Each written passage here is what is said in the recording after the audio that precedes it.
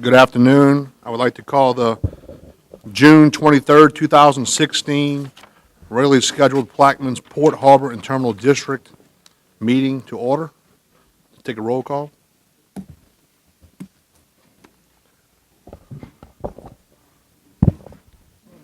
Having some technical difficulties.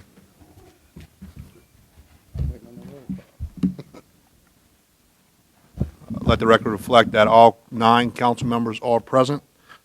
Please stand, and Reverend Giles will lead us in a prayer. First of all, our Lord, our God, how excellent is your name in heaven and in earth. As always, we give your name praise, honor, and glory for who you are and all the things you've done in and through our lives. As we are gathered today, Lord God, we do seek your wisdom, your guidance, and your understanding. We pray for this council as a whole. Thank you for our chairman. We pray for him even right now and those that represent various districts. We pray for our interim president, Ontario. Thank you even right now for the memory of our past president, Mr. Emma Cormier. Now, dear Master, as we come, govern us according to your standards, lead and guide us the way you want us to go. Give us the spirit of unity, peace, love, and joy. And we'll forever give your name the praise, the honor, and the glory, which is rightfully thine. In Jesus' wonderful name we do pray. Amen. Amen. Amen. Stand for the pledge, please.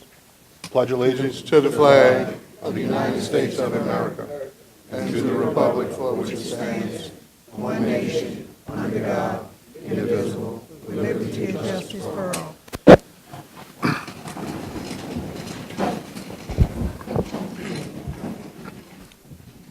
Thank you. Move to item 2, executive session. We have none. Item 3, status report by the executive port director. Before the port director gives his report, I'd like to welcome Mr. Ed Terrio as our interim president for the next 6 months, and I really look forward the port committee working with you and your administration. So thank you. Thank you, Mr. Black. Mr. Sanders. Good afternoon, Mr. President, Mr. Chairman, members of the board, members of the audience. I am Sandy Sanders, Executive Director of Plaquemines Port Harbor and Terminal District. Follows with my Executive Director's report for the reporting period of 26 May to 23 June 2016. During this time frame, we met with Bob Pender, one of the co-CEOs of Venture Global, where we discussed future plans, zoning and drainage of the project site. He was pleased that we were making, moving forward on all of these fronts. And we also have a follow-on drainage meeting tomorrow morning at 10 o'clock. So he's keeping his ear close to the ground. Also met with Stan Mathis, the Plaquemines Government Economic Development go-to fella, and referencing our plans with the Naval Air Station. We have had talks with Walter Brooks, who's the NPO with the Regional Planning Commission, and Mr. Brooks has budgeted $25,000 for us for seed funds for us to perform a feasibility study to introduce commercial air cargo into the Joint Reserve Base at the Naval Air Station in order to present this for consideration to the Department of the Navy. These funds should be available in the July-August time frame, and I will report as we move forward with that feasibility study. We met with Dave Olson. He's the new terminal manager with the CHS grain elevator. CHS wants to expand their cleaning services on the East Bank. I invited him to come to a later meeting, a board meeting here, to give a 10, 15-minute PowerPoint presentation on CHS, their impact to our local economy, and I'm also setting up a meeting with Councilman Barthélemy because that does affect his district on the East Bank. I was a guest featured speaker in Chicago at the annual Rail Summit. The Rail Summit is where a lot of, obviously, rail folks come together, but equally important, there are many firms there that specialize in the warehousing and distribution centers. We have arranged a meeting, a follow-on meeting with Centerpoint, which is a premier company in this area in warehousing and distribution. This is very important. It is an integral part of our strategic plan, hand in glove with Energy 23. It's one thing to have a port, it's another thing to have an off-site location to keep the congestion off the maritime campus and move it to where cargo can be refigured or put into a warehouse or moved to distribution centers for onward movement of the cargo. I sent a very timely article to the board this past week of what the Port of Mobile is doing with their distribution centers. And again, it creates a symbiotic relationship. Cargo will flow to the port because that's where the distribution center and the warehouses are, and the warehouses locate there because there is a port. That also goes hand in hand with the three principals that came here this past week with American Patriot Holdings that have a new mode of transportation that they discuss with members of the board. The folks with American Patriot Holdings, there are three co-CEOs. They have a novel idea. The idea itself has actually been around for 30, 40 years, just container on barge. But they have a concept that is revolutionary in the industry.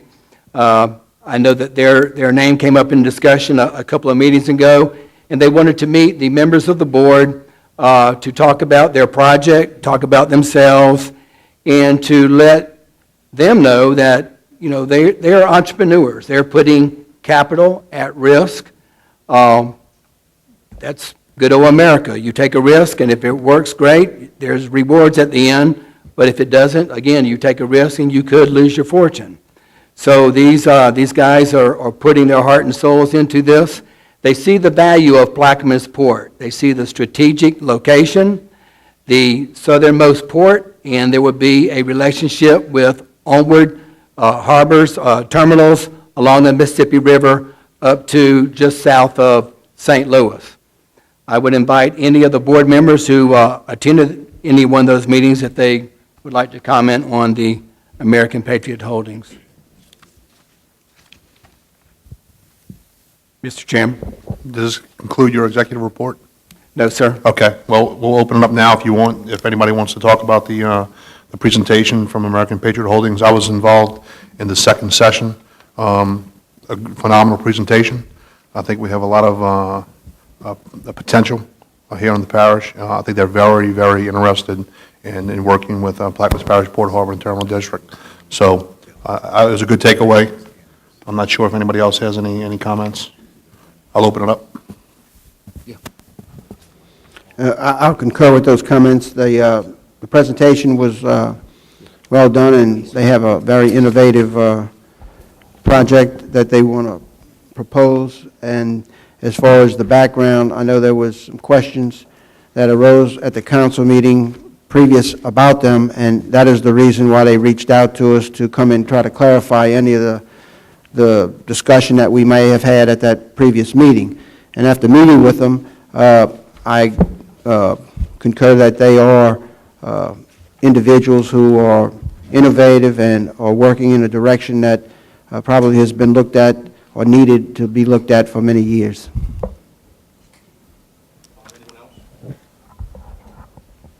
We'll hold the comments from the floor right now. Just let them finish the summary, and then we'll open up to the floor.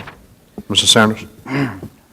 A value added that APH brings is it offers an additional mode of transportation which gives a shipper a number of modes to ship the onward movement of the cargo. Again, with another mode, that creates competition. It brings the rates down overall.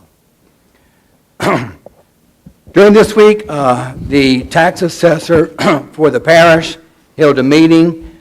He invited many of the leaders in the parish as well as the taxing authorities within the parish, of which the port is one. The idea was to bring all the taxing authorities and the leadership of the parish together and to illustrate, again, the history of our tax base, our tax base, where we do collect our money. And we are at a point where our millage is competitive, but there are other parishes that are also using the millage as a way to perhaps entice an industry to come and locate or headquarter in their parish. So it was a very good, eye-opening meeting.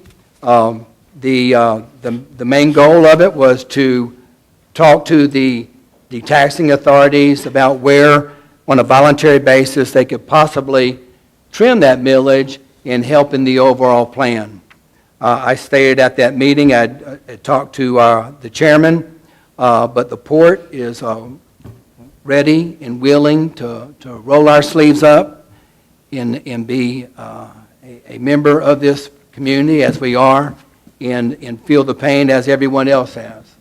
I cannot thank the folks in this parish enough with the 3 mills that they have provided for us on a 5-year plan. I announced that the port is ready to, we will be able to retire that millage at the end of 3 years.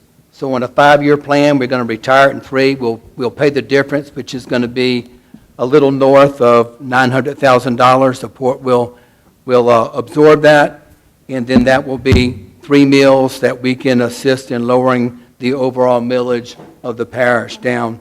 And again, trying to keep us competitive to maritime industries. It was also, a thought was put out as far as an ad hoc committee would go out and talk to some of these industries that we have earmarked that possibly might find a different home. And we think we're going to be proactive with them and talk to them about what we're doing in the parish. And the best business you have is the business you already have. And we need to keep that business here.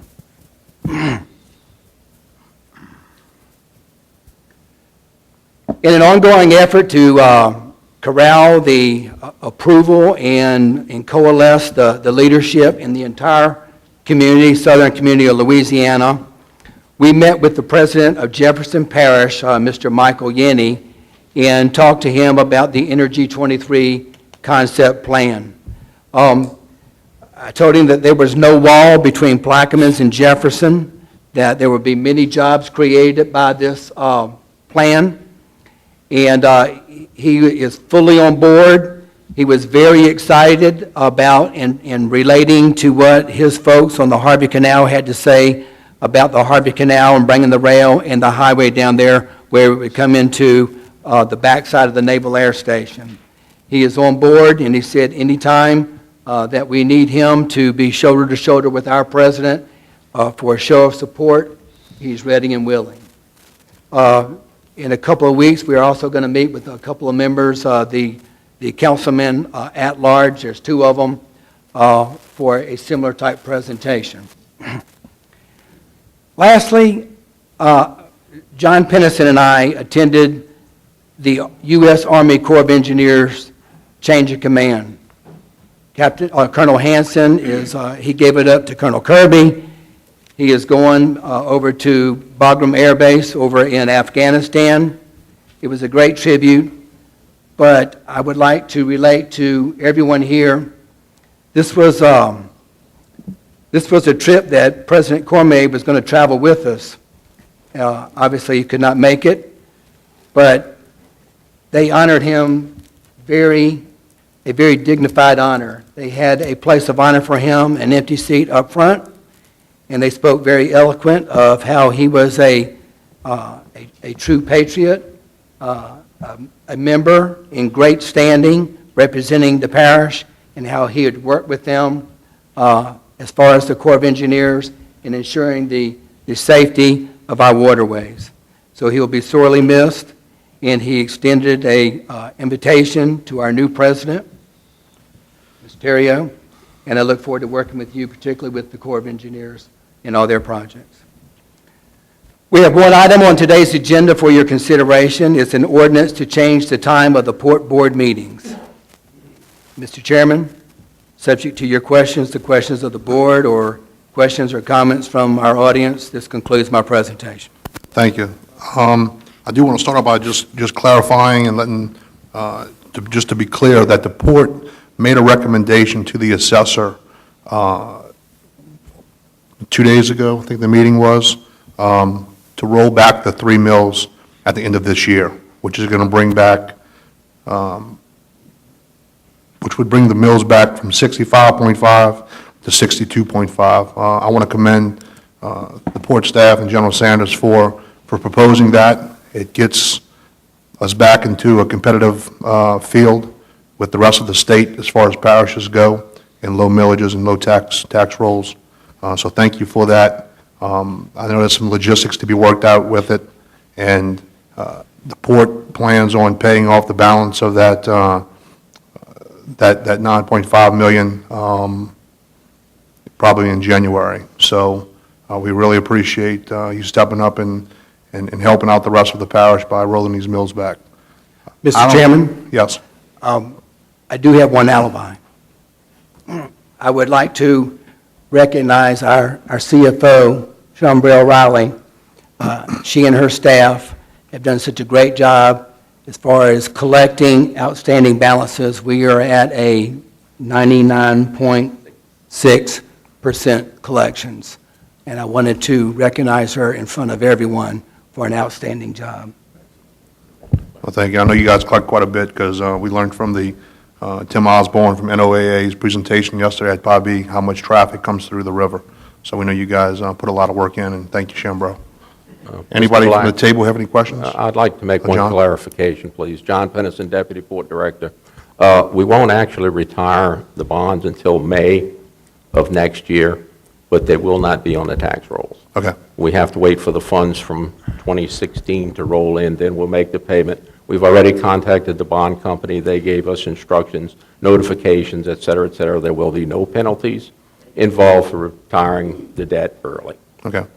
Thank you. I know they had some logistic issues to be worked out with the assessor as well. Anyone, Mr. Russo? Could you give us a clarification on when that will roll off? The tax bills that go out in November, will that millage be on this current year's tax roll? Yes, sir. And so that millage will come off actually for the 2017 year tax roll next November? That is correct, Mr. Russo. Thank you.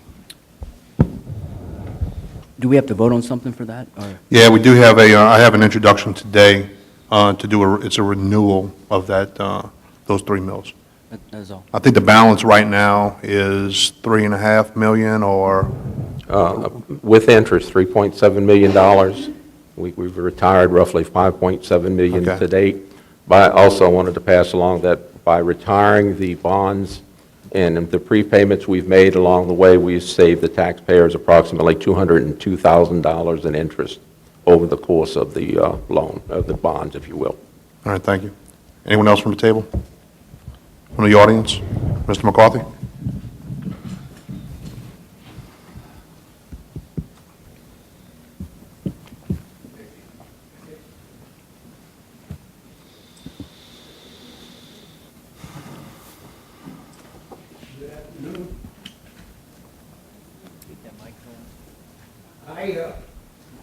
You might maybe,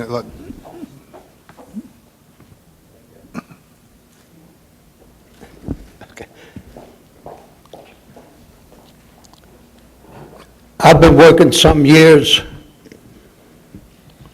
on trying to put together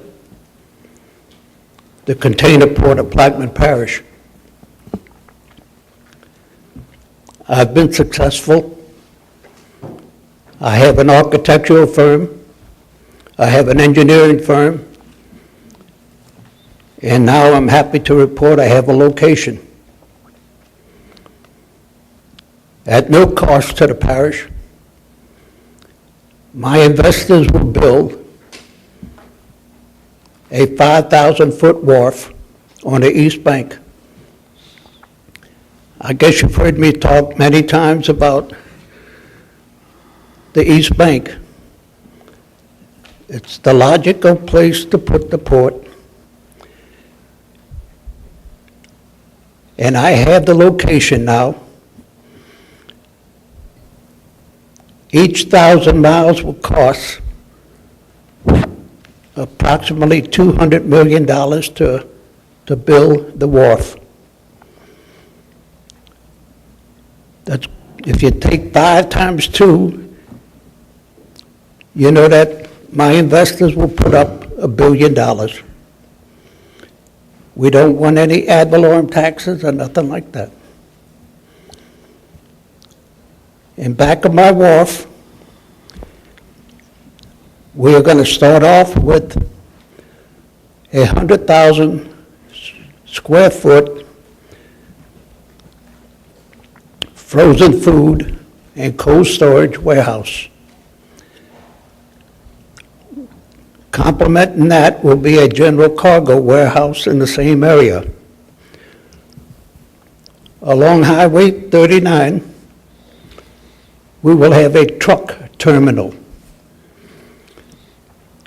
Why do you put a port on the on the East Bank? Because you need a line haul railroad in order to move 75% of the containers. The closest line haul railroad to Plaquemine Parish on the West Bank is 25 miles away. What that means is that you're going to have to go through a switching line, which is going to cost a lot of money. And since most of our business will go from the east bank of the river towards the Atlantic Ocean, the railroads that are involved in it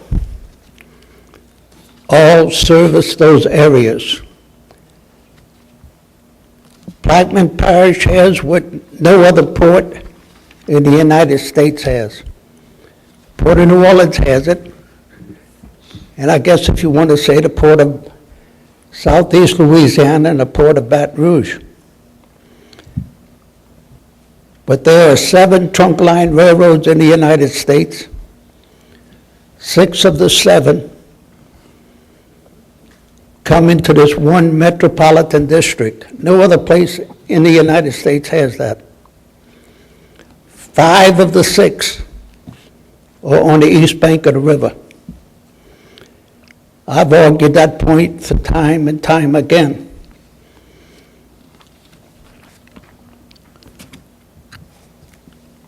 By the time I get finished, if they allow me to do it, I would practically like to make the east bank of the river, and yes, I want to recognize communities like Braithwaite, Phoenix, Devant. I want to recognize those communities. They've been there for centuries. And everybody's saying, yeah, my daddy bought this property, or I don't want to jeopardize anything like that. But it'd be ideal if we move industry, or any industry that comes up, we move it to the east bank and make that your good industrial zone. I will, and I made a promise that by the time he went up for the second term, I was going to be looking at my first ship coming in to dock at the Plaquemine Wharf. I want to keep that promise. It means a damn lot to me. And I got it. Here's a 10-page study here. I know what I'm talking about, and I know what I can do. And I'm not looking for anybody. If you want, I'll give you a list of the 5 investment companies that are waiting to just get started. I'm not interested in any of tax money, anything like that. It's my hope that within the next couple of years, I have Plaquemine Parish on a good, sound base where they're not worried about the price of a barrel of oil. We will have that kind of industry in here. That's as simple as I can say it. I'm open to any question, and I'd be glad to demonstrate anything like that. There's a lot of potential here. I promised the Southern Railroad, the Norfolk Southern Railroad, I promised them 20,000 containers a month. knowing that I can do at least twice that much. I want to go ahead and continue the Norfolk Southern tracks down to Bohemia. There's a lot of things that I'm going to need the cooperation of the council. But please, give me the chance to do it. I'm willing to talk to anybody. I'm willing to demonstrate to anybody, anytime, any place. I thank you. I'd just like to make one comment, Mr. Chair. Thank you, Mr. McCarthy. Mr. Burt? I had the privilege of reading that 12-page or 10-page document this morning that Mr. McCarthy sent, and I've got to say it was pretty impressive, the level of detail that's in here. And like I've always told you, Mr. McCarthy, you know, if there's things that we can do as a council or as a port, you know, I think we need to afford you that opportunity. And I mean, there's some pretty good stuff here. So I look forward to maybe sitting down and chatting a little bit. There's so many people look at Plaquemine Parish and they know that it's the jewel of the United States. We cannot screw it up. It's the jewel. I mean, I dreamt this thing. I've only been 60 years in the business, so I think I know a little bit about it. But it's the jewel of it. And then within 2.5 to 3 years, I'll be putting my first container on a Plaquemine wharf. Mr. Bartholomew? Yes, Mr. McCarthy, I thank you, appreciate your efforts. And just like Charlie said, the document is self-evidence of how strong you are believing in developing the port in Plaquemine to help us grow through the relationship with partners that you have established. So that means a lot. So I want to thank you for those efforts. Honey. Sometimes the old earballs ain't too good. I'm sorry. I have trouble too, he's right here. Not sure. I don't want to do this under a 20-year plan because I ain't got that long to go. But I will be here for 13 more years.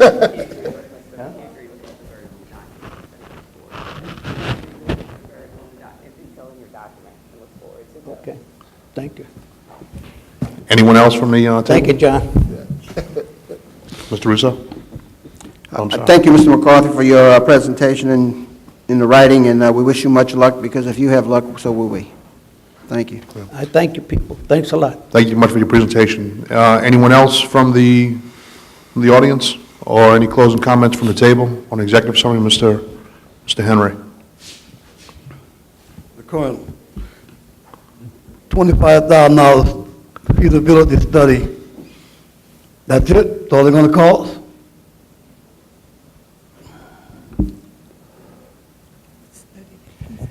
It's probably going to cost about $35,000, but we're most likely going to get an additional $10,000 from G&O. I'm already talking to them about it. So, no So more. with the MPO's money and G&O's money, I think that should cover the cost of the feasibility study. So no money should come from the port?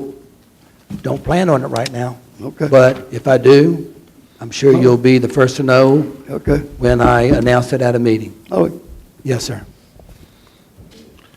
All right, with that, we'll move on. I do want to just go back, Ms. Toops, we started the meeting at 1:05. I don't think I put that on the record, so thanks. Bids and advertisements, none. Introductions and ordinances and resolutions. District 1 has none. District 2 has 3. A resolution authorizing and directing the Plaquemines Parish Port Harbor and Terminal District Chairman, Port Chairman to enter into an employment contract with Major General Retired Maynard Sandy Sanders for services as Port Executive Director by signing the employment contract to enter into said contract for a term of 3 years, authorizing and directing the Port Chairman to sign the documents and enter into a contract by the close of business on August 3rd, 2016, and otherwise to provide with respect thereto. A resolution authorizing Maynard Sandy Sanders as Executive Director of the Plaquemines Port Harbor and Terminal District to extend the agreement with Arlington Ridge Group, LLC, for consulting and advisory services regarding, inter alia, government representation at the state and federal level, and otherwise to provide with respect thereto.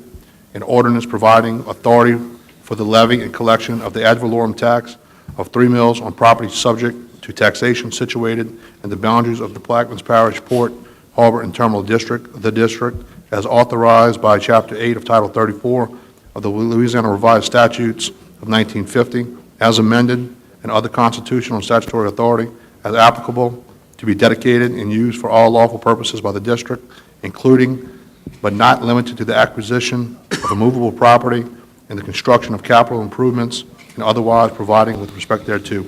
That's all. District 3? I have none. None. District 4 has none. District 5? None. District 6, Mr. Burt? I have none. District 7, Ms. Sullivan? I have none. District 8? None, sir. District 9? None. Okay, we'll move on to item 6, ordinances and resolutions on second reading and final passage. We don't have any for 6A. I think Mr. Bartholomew is withdrawing 6B. Yes. 6B is withdrawn. New business. We have no introductions of resolutions wherein suspension is being sought, unless anybody has any. None. We'll move to item 8, approval of the May 26, 2016 meeting minutes. Offer. We have an offer. I'll second. Second, Mr. Edgecombe. Machine is open.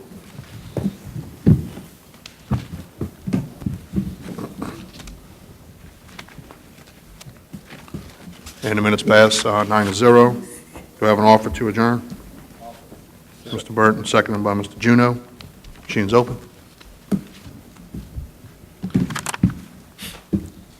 And we adjourn 9-0. We adjourned at 1:40.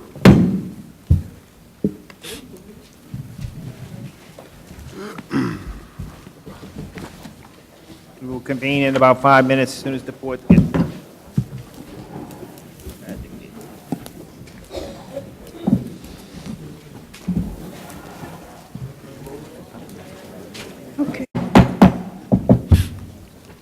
We'll call the regularly scheduled council meeting for June 23rd, 2016 at 1:39.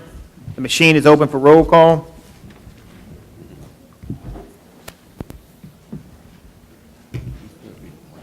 Let the record reflect all 9 sitting council members are here. Welcome, Mr. Terrio, our interim president. Before we will adjourn to executive session, I'm going to go through the agenda withdrawals and deferrals from our counterparts. Mr. Bartholomew? Yes, I have a question, Mr. Terrio. Is Mr. LV going to be here? Sir, You want to defer that? Mr. LB will be here. he will not. Okay, will we're not. going to defer that. He Which requested item? it be, you defer. Okay, That's B, 6B. yeah, Is that 6B? yes, Okay. Is that all, Mr. Bartholomew? yes. Okay. Mr. Black? Yes, deferring 6A1 and deferring 6C, as in Charlie. Okay.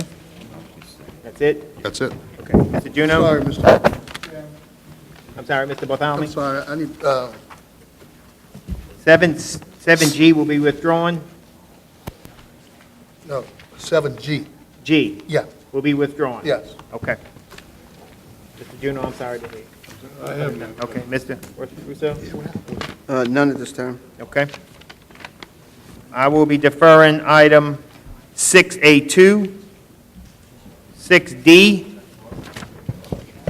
and 7F. B is in boy, D, D is in David. as in dog. None, Mr. Burt, okay. Ms. Salvant? I have none. Thank you, Ms. Salvant. Mr. I'm good. Good, Ms. Williams? Okay, thank you. Ms. Barber, will you read executive session, please? 1A. Discussion of violations of parish charter provisions and state code of governmental ethics. Discussion. I'm sorry, Ms. Barber. Let me just refer everyone to go over. I'm sorry. Today, 6A1 is deferred, 6A2 is deferred, 6B, C, and D are deferred, 7F is deferred, and 7G is withdrawn. Did I miss any? Okay. I'm sorry. 7G is withdrawn. 6G. Okay. All right, Ms. Barber, would you read? Mr. Chairman? Before we move into the executive session, is there any chance that we could get through the building permits? I know we have some people in the audience that are waiting for those items. I know there are other people in the audience that have agreed to wait till after the executive session, but if there's no objection, if we could move to the construction permits. All right, will you move to, would there be any objection taking them in global? If you want to do 1 and 2 together, I'm going to abstain from 1 and 2. I'll vote on 3. Okay, Ms. Barber, will you read 1 and 2, please? Yes, sir. Hold on, wait. Huh? Going to construction permits 4A1 and 2. You can read in global. Are you okay? You want to take one separate? Okay, take one separate. Let's do them all separate. Now we all, Number 1, Wapiti Energy LLC, application number 2016-315, dated April 6, 2016. Install 8 temporary pile clusters and re-entry to their existing wells, Barataria Bay. Councilmember Edgecombe. Offer. you offer, Ms. Edgecombe, ask for a second. Yes. Second by Ms. Williams.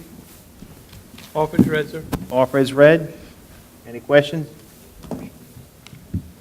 Machine is open on 4A1.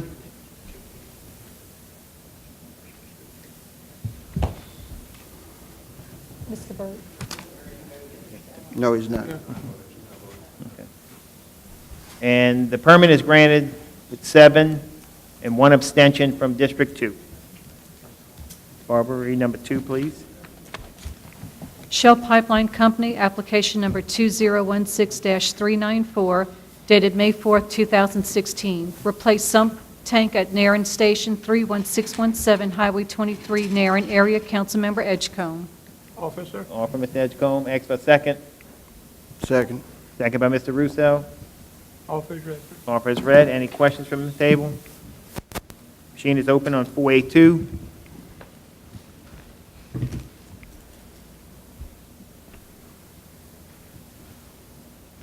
And the permit is granted 8 to 1 abstention from District 2.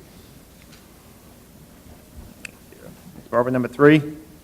Leaf Environmental LLC, application number 2016-413, dated May 10, 2016.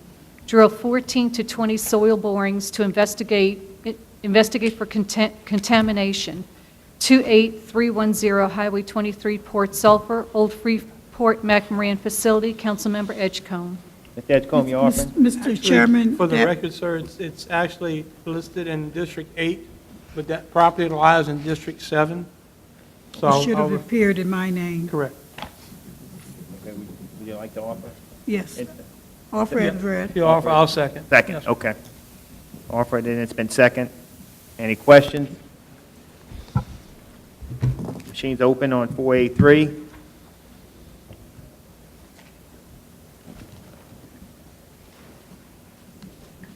And the permit is granted 9 to 0.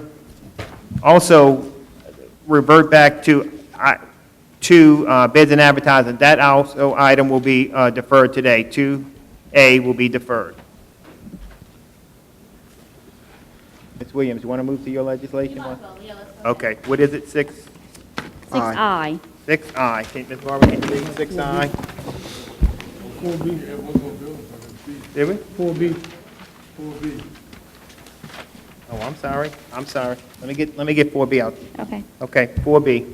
Troy and Carl Laurier, new camp in a floodplain, 505 Martin Lane, Port Sulphur, Louisiana. Councilmember Trufant Salvant. Salvant, you offering? Okay, I'm going to refer to the permit department. Has everything been vetted properly? Are you offering her? I'm offering, yes. Second by Mr. Juno. Okay, again. Ms. Rose, has that permit been properly vetted? Yes, ma'am. The only thing I need to do is get a 20% variance, and I'll bring it to your office tomorrow, but everything else is completed. Okay, and I just want to note for the record that on a couple of areas, Martin Lane is spelled incorrectly, so I don't know if that's... Duly noted. Our apologies. We'll correct that paperwork. Thank you, Okay. Councilmember. And with that note, I'll offer. You're offering, and it's been second by Mr. Juno. Any questions? I will be present, not voting. Okay, thank you. The machine is open on 4B.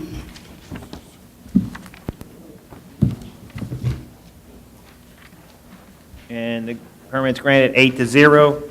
Now we'll move to 6I.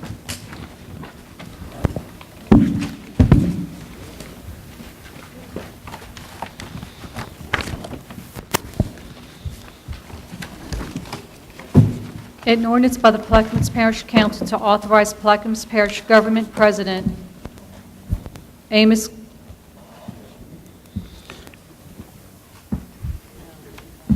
You can read it.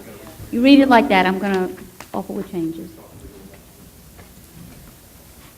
Amos Cormier Jr. to execute a project partnership agreement among the Department of the Army, Coastal Protection and Restoration Authority Board of Louisiana and Plaquemines Parish Government for construction of the Louisiana Coastal Area Beneficial Use of Dredge Material Program at Tiger Pass in Plaquemines Parish, Bud Map Tiger Pass Project, and otherwise provide with respect thereto. Ms. Williams, you're offering with changes? I'll offer with the changes that I passed out previously. I'll second. Second by Mr. Russo. On line 6, we're going to remove Amos Cormier Jr. from the verbiage. As also on line 17. With those changes you've been offered and second Yes. by Mr. Russo. What this is it's authorizing PPG, the Plaquemines Parish President, to execute a project partnership agreement with the Department of the Army, CPRA, and PPG. This is to construct a 5,000-foot long bridge backed by a 500-foot wide marsh platform near the intersection of Tiger and Spanish Pass. This is kind of a similar project was done in West Bay, the BudMat program that the federal government has implemented. There'll be a cost share. The federal cost share will be 75%. The non-federal sponsors will split 25%, with PPG's approximate cost being $1.2 million, which will be transferred out of the balance left over from the West Bay project. So this is going to use dredge material from the river, routine dredging of the river. So time is of the essence. That's why I decided to move on this today, Mr. Terrio. I know Mr. Elvey asked for it to be deferred, but this is only giving you permission, if we approve it, to enter into an agreement. The decisions can be changed, whatever y'all decide to go forward. Time is of the essence because the river dredging is scheduled and we don't want to miss the boat on this project. So that's why I decided to move on it today. So with that being said, any questions? Any questions from the table? Audience? Machine is open on 6I.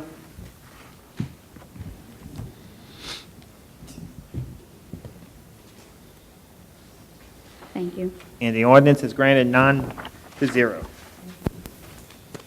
All right, Ms. Barber, we'll go back to executive session. Wait, before we go, Mr. Chairman, could we revert back to B, please, so I can make the change, and then I'll cancel, I'll withdraw, I'll defer it. Okay. B. P? Yeah. Huh? B? B. B as in beautiful. Beautiful. Bartholomew? You hold it. All right. Belonging.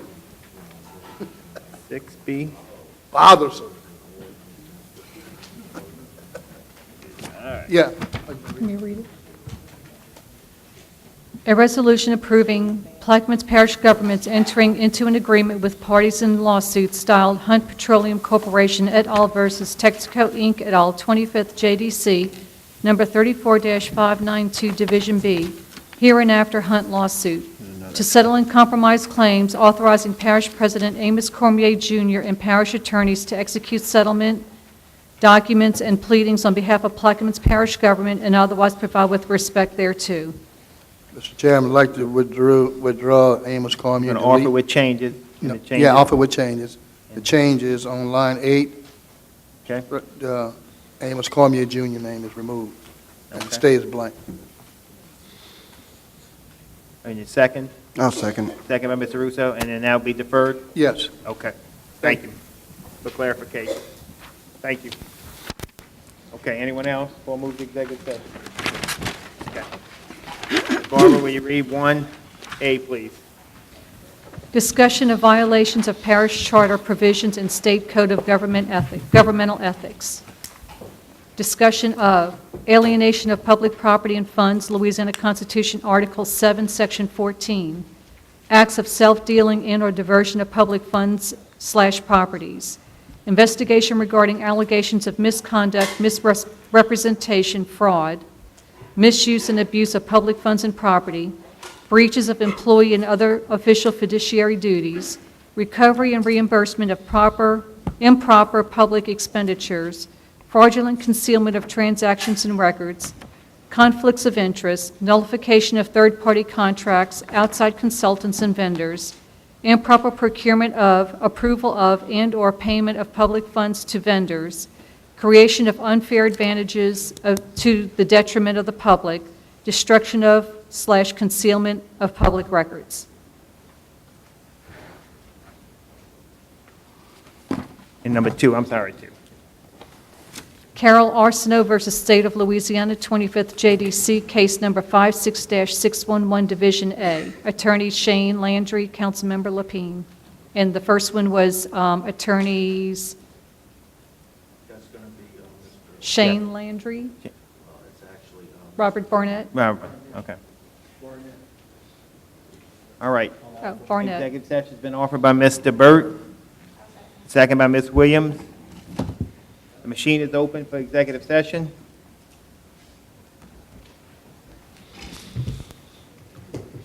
At 9-0 at 1:53, we adjourn to executive session. I'd like to make an announcement that Led Zeppelin.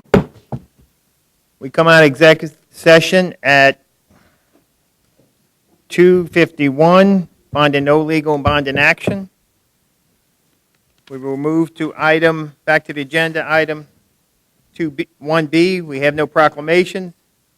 1C, status report by Mr. Terrio. Mr. Chairman, due to the, as you know, the hectic 3 last days, I have no report. Thank you, Mr. Terrio. But again, if it is, it'd be very short. I just want to say that I think Council Chair and Finance are planning on setting up some budget review. Absolutely, yeah. And what we have implemented with our directors and all the department, make a list of every project we got going involving money. And when that takes place, together we'll have to set some priorities, what's really needed, what's not. Because according to Finance, the cash flow is going down fast. Speaking with Mr. Surpass, tentatively, we have set a date of July 18th. So we're working out the July logistics 18th. and stuff. So tentatively, July 18th. One other item I know they have on the agenda about the borrow pit, there is a meeting of the borrow pit committee, and I'll have to email the council, I didn't bring it with me, all the players, the legal, auditors, everybody, so I'll let you know on that meeting. I think it's the 27th. I think so, but I'm going to verify it. Okay. Is it? 20, okay. Any questions for Mr. Terrio? He's giving a first update? Huh? Is he giving a Yeah, he gave us. Yeah, I'd just like to make one comment to my colleagues. More than ever right now, I think it's our duty and responsibility to really just put all our personal issues aside and really come together, work as a group, as a team with the administration for the next 5 or 6 months and really move this parish forward. I really think that we've got to do everything in our power right now to help that administration to get these things going forward. So I'll just ask my colleagues to support that effort and support the administration. Thank you. Thank you, Mr. Burt. Actually, I got one more. Oh, sorry. Just for the record, on June 28th at 5:30 p.m., there's going to be an open house at the Belle Chase Auditorium in reference to the Jesuit Bend community, flood insurance and flood protection. Again, that's on June 28th, Tuesday, June 28th, 5:30 p.m. at the Belle Chase Auditorium. Please pass the word. It's very important. So please pass the word. Thank you. Thank you. Anyone else? We'll move to item 3, beer and liquor license, Mr. Bartholomew. Like to have a, Charlie would like, Mr. Burt would like to revisit and take up the Port East permit, vote on reconsiderating at this, for reconsideration at this time. And You're asking for a reconsideration? Yes. On the permit for Port Eve's liquor Yes. license? It's the Port East Marina and our Port East Restaurant down in Port East, and that's High Venture at Port East. Okay, now hold on, we're going to vote on the, it's been offered for reconsideration by Mr. Burt. All right. I'll second. Oh, by Mr. John, wait, okay, it's been offered by Mr. John. No, up by Mr. Offered by Mr. Burt, second by Yeah, Mr. I'll Bartholomew second, for the right, reconsideration right. of the permit. And the explanation is, I believe that Mr. Burt was on the prevailing side, and that's the one that needs to move it forward, correct? Correct. And any questions on the reconsideration? Machine is open on the reconsideration.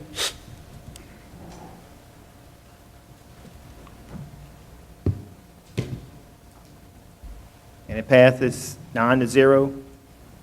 Will you read the liquor license again? High Venture at Port East, John Burrow Marina, and High Venture at Port East, John Burrow Restaurant. And you're offering those two. I'll ask for a second. I'll second. Second by Mr. Burt. Any questions? I want to just state a clarification. My vote on denying this permit at the last meeting was due to the fact that the legal department stated that they had corrected an issue, which I have not seen how it has been corrected. And what I'm referring to is that the previous government gave this $12 million or $15 million facility to a nonprofit company or corporation to operate. And then they in turn gave it to a for-profit company to operate, sort of as a subcontract. So I don't know that the original agreement allowed them to do that without council approval. Because no matter who is operating it, the Plaquemines Parish government owns this facility. It would be like me taking this building and having the government give it to somebody, and they turned around and leased it out for whatever they wanted to use it for and kept the profits. So that is still not clear in my mind. I'm not going to object to issuing a permit because the permit can be issued to people who do not have that legal obligation to the parish, on parish property, as we issue permits to ball field, people on the ball fields and so forth. But I do want the legal department to clarify in my mind how this facility was handed from a nonprofit to a profit for corporation without council approval. And with that, I'll leave the discussion for another day. But that is a question in my mind that has not been answered. Thank you, Mr. Russo. Anyone else? Audience? Machine is open on the liquor license.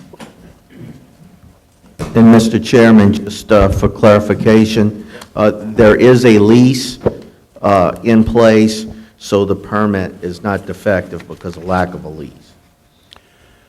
But that does not answer the question of how the nonprofit gave the facility to be operational under a for-profit company. I can attempt to explain what happened. I don't know if it'll be. Well, I don't want to eat up the time here, but Yes, I sir. do want an explanation. Well, we'll get a packet together for you, Mr. Russo. Thank you. Okay.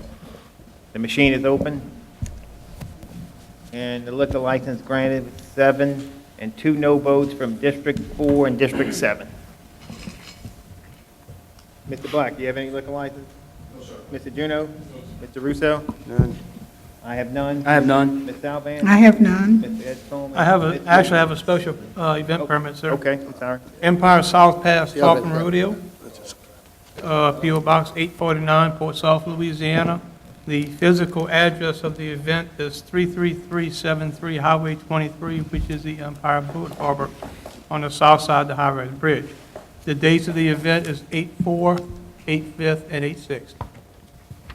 That's all I have, sir. Thank you. Ms. Williams? I don't have any. Okay, so you're offering Mr. for the special event? I'll second. Any questions from the table? Audience? Machine is open on special events permit. And it's granted 9-0. We'll move back to item 5, introductions of ordinance on reading. Mr. Bartholomew?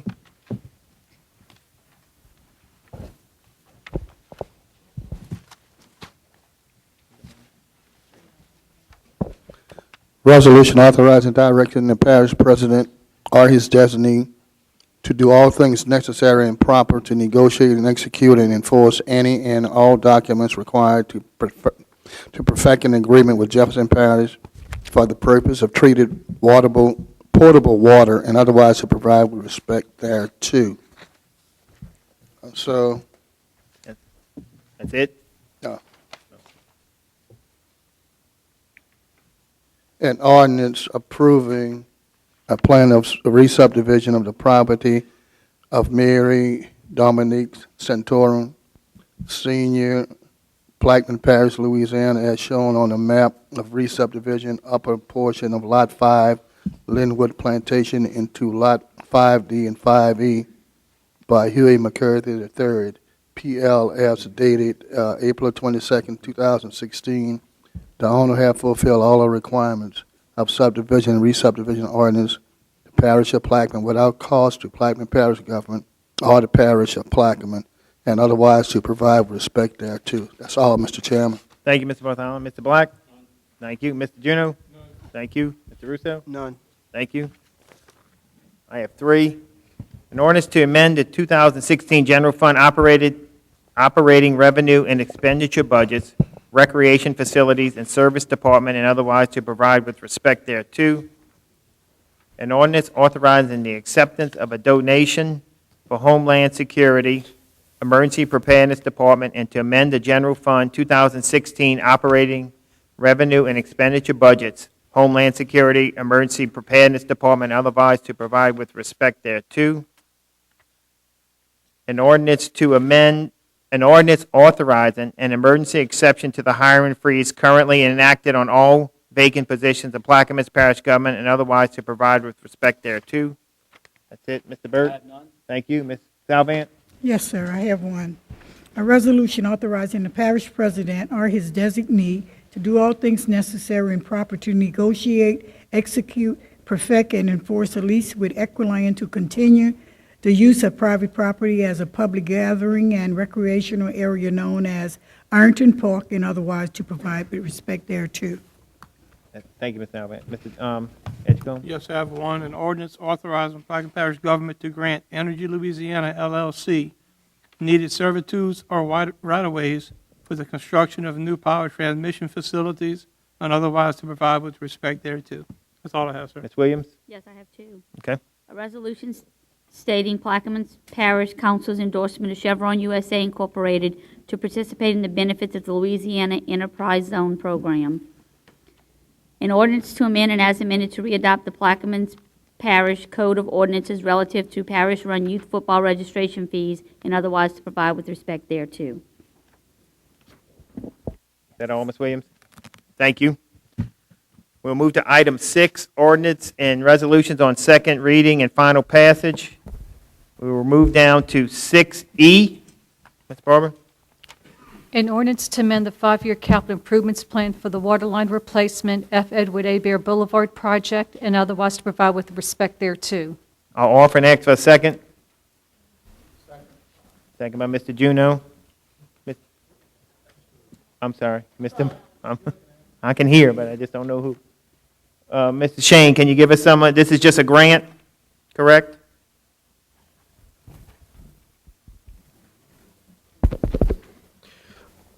Yeah, to my understanding, it is a grant. Ms. Hilda didn't give me much information on this one, but I do believe it is a grant, and it's to help us get that water line in place. Okay. Any questions? I'll try to revert to you. Anybody from the table? Audience? How much? The grant was $135,317. The machine is open on 6E.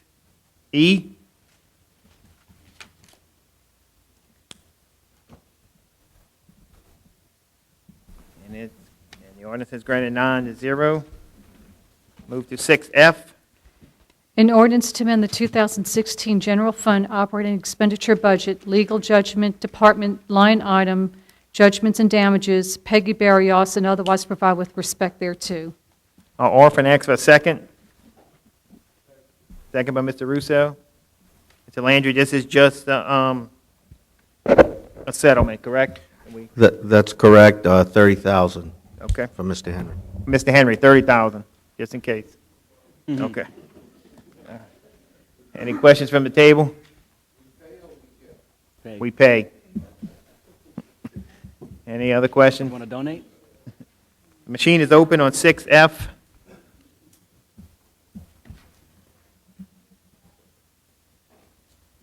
Benny? And the ordinance is granted 9-0. Move to 6G. An ordinance to approve the request from the parish president to the Civil Service Commission to amend Civil Service Rule 9, hours of work, leaves of absence, and absence without leave of the Plaquemines Parish Civil Service Commission rules adopted by ordinance number 96-133 and otherwise provide with respect thereto. You offer, Mr. Byrd? I'll offer for discussion only. Okay, I'll second. We'll second it. Ms. Williams on myself. Mr. Byrd? Yeah, this is at the request, I'm sorry, at the administration a few weeks ago to put this out for us to look at. So I would just invite Ms. Barrios to come up and share some comments and, of course, open it up to the table. This is just one of the things I think we tasked the administration with early on when we were looking at the budget deficit was put some solutions on the table, and this is one of the things that did come up was looking at a reduced work hours. So I'll let Ms. Barrios maybe explain it, and we'll open it up for discussion. Ms. Ellen? Okay, thank you. This ordinance is to approve a request from the late parish president, Amos Cormier, to the Civil Service Commission to amend Civil Service Rule 9. The Civil Service Commission agreed to make these changes to Rule 9 with the understanding that the parish council has the right to accept or reject the amendments. Rules 4 and 9 require council approval in order to become effective. The first change in this proposal is Section 1, hours of work. The work week for full-time employees in the classified service shall consist of not less than, currently reads 40, and we're inserting 32 regularly scheduled working hours exclusive of 30-minute lunch periods. A person employed to work on a regular schedule of less than, removing 40 and inserting 32 hours per week, shall be considered a part-time employee for pay administration and other purposes. Only full-time employees are eligible for benefits such as annual leave, sick leave, holiday pay, insurance, retirement, etc. And changing this section does not change the employees to work a 32-hour work week. This only addresses the employee's eligibility for benefits. In order for the full-time employees to work the hours or to have their hours reduced, the commission would have to amend Rule 13, which is our layoff rule, to add a layoff avoidance plan to include reduced work weeks and possibly furloughs. The next item in this section is under holidays. The first paragraph reads 7.2, holidays falling on a Saturday will be observed on the preceding Friday unless Friday is a holiday. Then the holiday will be observed on the preceding Thursday. Holidays falling on Sunday will be observed on Monday unless Monday is a holiday. Then the following Tuesday will be observed. And we're adding the additional paragraph below that. In the event reduced work weeks are implemented, holidays falling on a non-scheduled workday will be observed on the preceding or the following workday, whichever is closest to the scheduled workday. By adding this paragraph, if reduced work weeks are implemented, the employees are required to work, as an example, if they're required to work Monday through Thursday for the reduced work week, and the holiday is scheduled for the Friday, the employee would take off the Thursday in observance of the holiday. This would avoid paying the employee additional 8 hours within that week. The next change within this proposal is under sick leave. Section 3.6 addresses reinstated employees and reemployed employees after a layoff. A reinstated employee is an employee that may have resigned for other employment and has decided that he would like to return to work for us. The employee can request to be reinstated within 1 year of the date of separation. A reemployed employee after a layoff is an employee that's reemployed from a preferred reemployment list. Under Rule 13, all employees that are laid off and placed on a preferred reemployment list or placed there for a 2-year period. Section 3.6 under that section states, all unused sick leave remains to an employee's credit. And subsection C currently reads, when the employee is reinstated or reemployed after a layoff of 90 days or less, they would get their time back. We are separating the reinstated employee and the reemployed employee after a layoff. The employee will change in subsection C to read, when an employee is reinstated after 90 days or less. So this does not change for a reinstated employee. Then we're adding subsection E to read, when an employee is laid off and reemployed from a preferred reemployment list, not to exceed a period of 2 years from the date of layoff. This will make Rule 9 and Rule 13 consistent with each other for the laid-off employee, keeping them whole, and if they come back to work after they were laid off, their sick leave balance would return to their balance when they're reemployed. Then, if these changes are approved by the council, the commission would proceed to make the changes to Rule 13 to add a layoff avoidance plan, which would allow the furloughs and the reduced work weeks. And if the parish council does not approve these changes, they should submit to the commission their reasons for denial. Okay? Yes, Go ahead, sir. Mr. Bartholomew.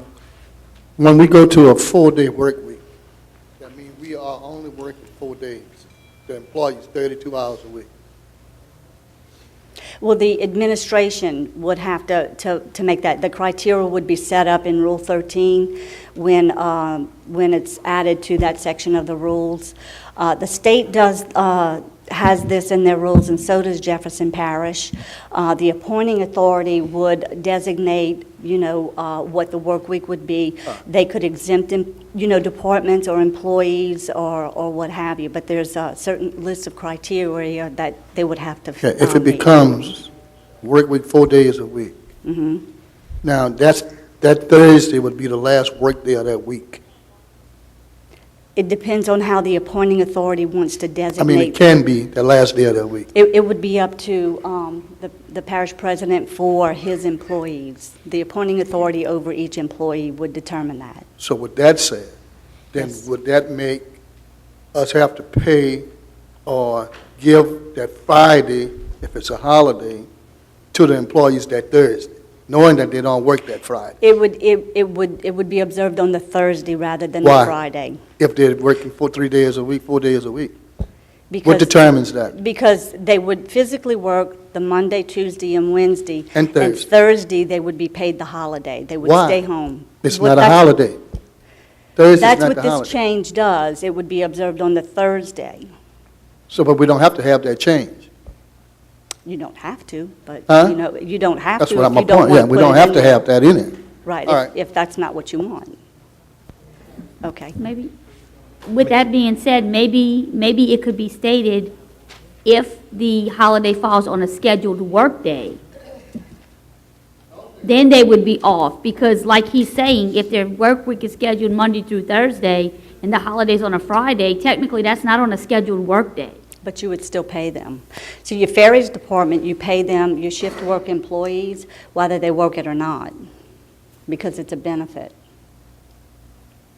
But to me, that's a benefit if you're under that umbrella to work that particular day. That's the only time you receive benefits, if you are really working during that particular time and you take that off. But since that's no part of your work schedule at no time.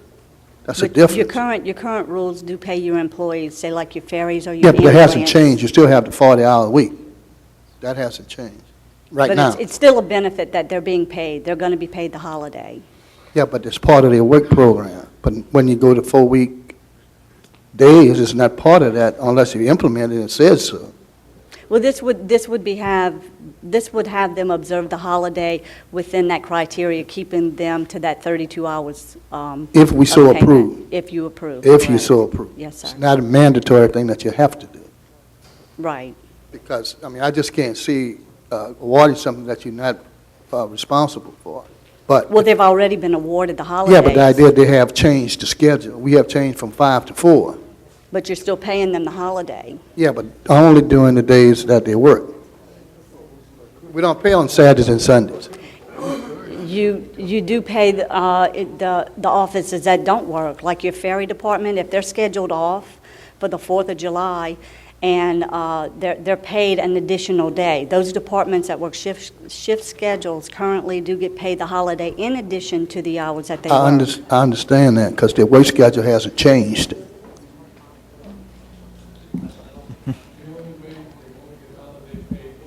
We could cut holidays.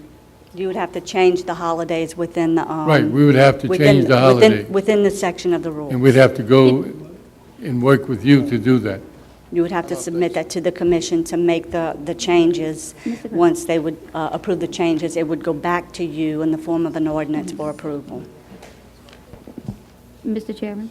Okay. One more thing. Mr. Williams?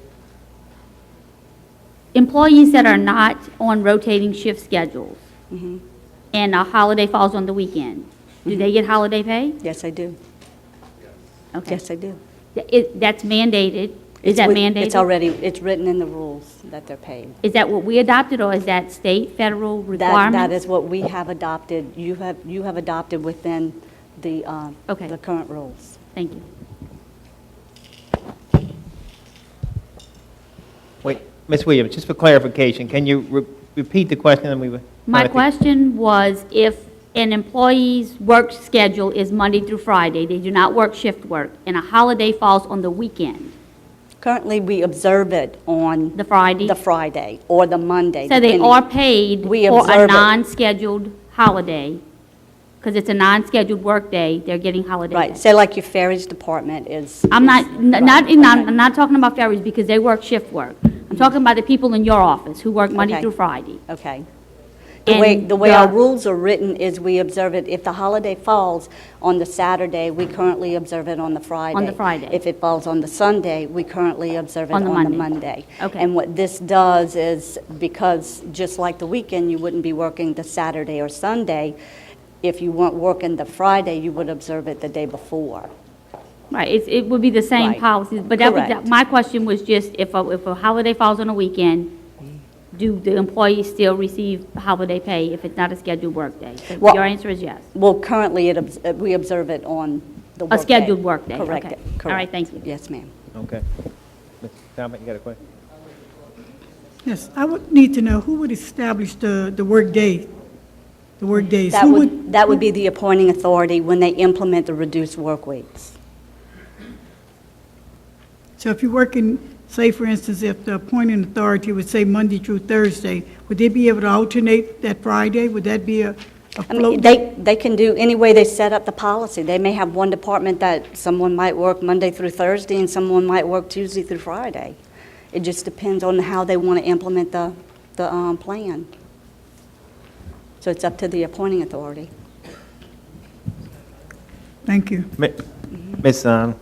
Yes. Ellen, I don't know if you can answer this question, but adopt the 32-hour work week. We have any projections what it would save us in the financial department? I'm not sure. I know Tommy Surpass in Finance had done an estimate on it. It's about a 20% savings. And I think, I want to say it for a whole year, he may have said, I don't know, Mr. Ed, you may, yeah, I don't think it was a whole lot. Okay. One question, Wait, when you finish. okay, just a couple $100,000, you said? I don't know what the exact figures are, but it Okay, was not Ms. a Ed, lot. if you can. or at the beginning of the year, when we start talking about reducing $6 million, that came up. That was just another avenue President Cormier was doing just to avoid laying anybody off. When you think about a reduced work week, we're not really saving that much money when we're looking to cut $6 million. Right. 35 employees, when you take the salary and the benefits, we're looking at probably 1.3 million. And you need 6. So this was just another Right, option. correct. that- I was just trying to figure what, Yeah. if they had an estimate ballpark figure. Yeah, because you're saving on the salary portion, you're still not saving on the benefits. You're No, still you're not saving. paying all the benefits to the employees. All right, now, hold on, you got, Mr. Bartholomew, you had a question, or you would? And what is the reference as far as retirement? Would that have an impact on the? Sure it would, because your retirement's a percentage of what your So it'd be income less, is. it'd be So, less going in yeah, towards you their could- retirement as you well. could- Your gross salary would be less, so your percentage of what you contribute would be less. And their portion of the health insurance will go up because they're not working but 4 days a week. Well, they'd still be paying the same Yeah, premium. but instead of having 5 days salary, you have only 4 days salary. Right, right. So They- that means you'll have an increase in that. Yeah, they increase would in be paying the same amount with less money. Yeah, so you mean you have an increase because you're making less, and you're putting less into your retirement because you're making less. That's correct. Right. Yeah. Thank you. Mr. Russo? Yeah, I wanted to be clear that we don't know what that 20% work reduction would be with a 4-day work week. I wouldn't want anybody to leave here saying 200,000, 1 million, whatever it is. I want the record to clearly reflect that we do not know. We don't have a good estimate at this time. That's correct. And so, having said that, if you look at the 4-day work week and reducing by 20%, if that's what it is, you'd have to take out the ferries, the fire departments, the EMTs, and then use that 911. 911, use those basis figures to be able to calculate that. That's correct. So, I don't think it's a good thing to sit here and throw numbers out without disclaiming the fact that we don't know. All right. Any other questions? Mr. Burt, you defer? Huh? Go ahead and defer. Defer, okay. Okay, thank you. Thank you, Ms. Allen. Okay.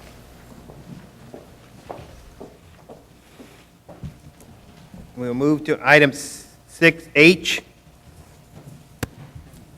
A resolution supporting and authorizing the office of the parish president to initiate such litigation as is necessary to seek reimbursement of parish monies improperly expended in violation of our parish charter for local self-government, breaches of employee fiduciary duties, misuse of public funds and properties, employee misconduct, and such other causes of action to recover parish funds and property and otherwise provide with respect thereto. You offer, Mr. Burt? I'm going to offer with a change and a substitute.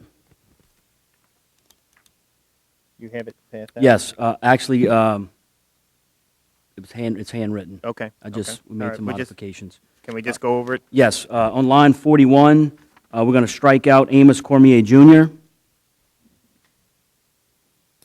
On page 2, we're going to insert line 12, the following. And this is just to, Line 70? I'm sorry, y'all don't have the back page. It's the back page with changes. We'll pass these out. So line 67. Yeah. This is just to reaffirm that front section.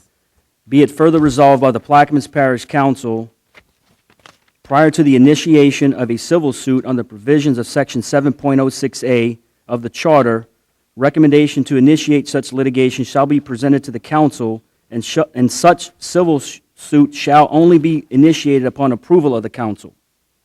Be it further resolved by the Plaquemines Parish Council that the parish president is authorized to provide evidence, documentation, and proof of circumstances of apparent violation of federal or state criminal law, the LA Code of Governmental Ethics, or the ordinances or charter of Plaquemines Parish to the federal or state authorities that the parish president deems best suited to pursue such matters. And with those changes, or that You'll substitute, offer? I will offer. Ask for a second. Second by Ms. Calvin. Mr. Burt? As read. Offer is read. Any questions from the table? Audience? Machine is open on 6H.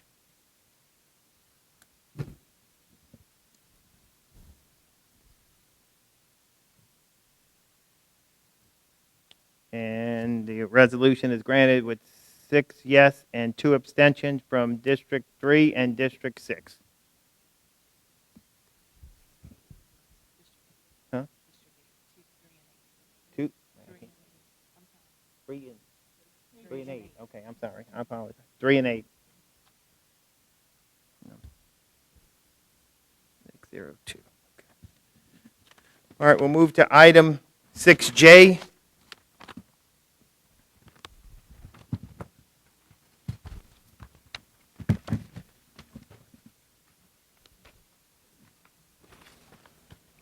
A resolution to authorize the signatories on the parish's checking account at Regions Bank for the Coastal Zone Management Program titled Plaquemines Parish Wetlands Conservation and Restoration Fund, and otherwise to provide with respect thereto.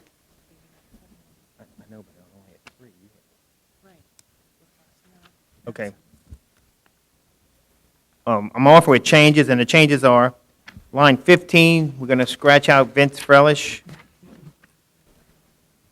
And on line 13, we can add Michael Giles.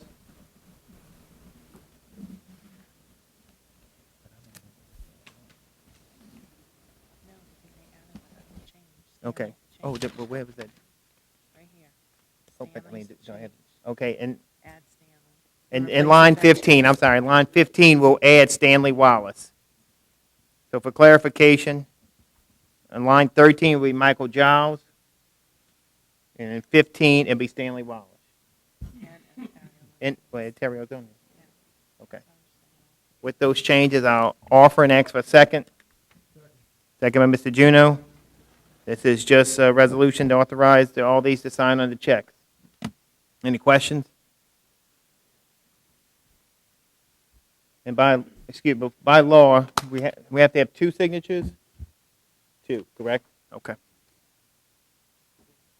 The machine's open.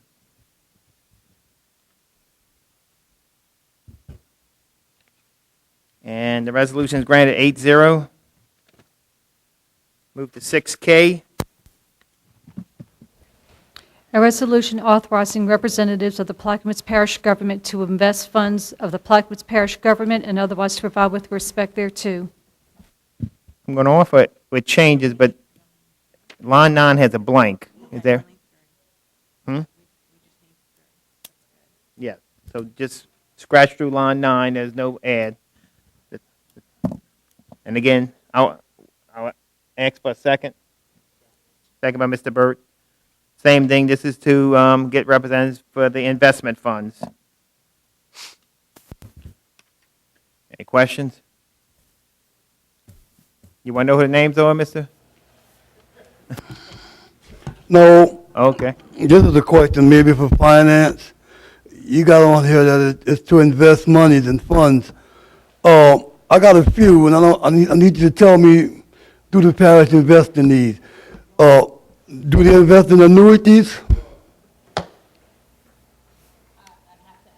Do they invest in mutual funds? I think. Derivatives?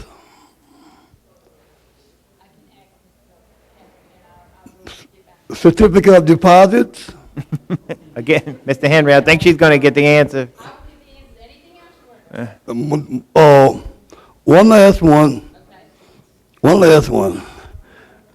And if not the derivative, do they also invest in the, not the, that's it. But, because, you know, I've been asking that question for years. I never got an answer.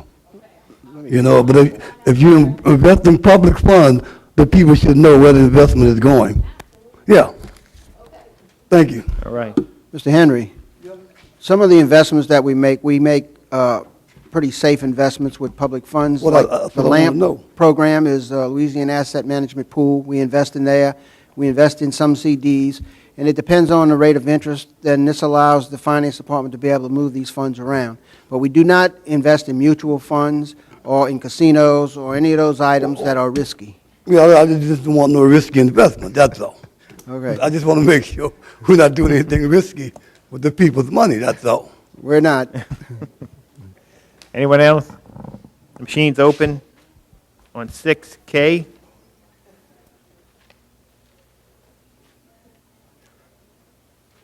And the resolution's granted 8-0. Move to 6L. A resolution authorizing signatories for accounts of the Plaquemines Parish government with Regions Bank and otherwise to provide with respect thereto. I'll offer with changes. The changes on line 7, insert Stanley Wallace. And with those changes, I'll ask for a second. Second by Mr. Burt. Same thing, this is the sign on Regions Bank's account. Any questions?